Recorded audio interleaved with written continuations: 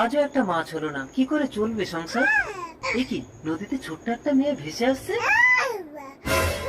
কে তুমি? আমি জলপরি, ওটা আমার কন্যা। একটা হাঙর মাছ আমাকে তাড়াচ্ছে, খাবে, তুমি আমার মেয়েটাকে বাঁচাও। খুব ভালো হবে, আমাদেরও কোনো বাচ্চা নেই, কিন্তু আমরা নিজেরাই ভালো করে খেতে পাই না, একে কি খাওয়াবো জলপরি?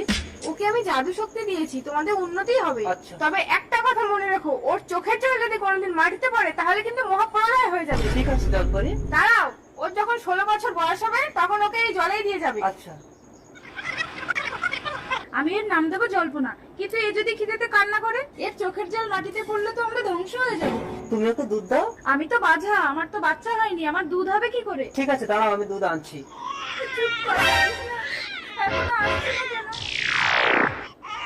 মা, এই নাও দুধ। এ তো আশ্চর্য জাদু বাচ্চা, বাছা মেয়ের দুধ হচ্ছে। বাচ্চাটাকে যদি চুরি করতে পারি তাহলে আমি মালামাল হয়ে যাব।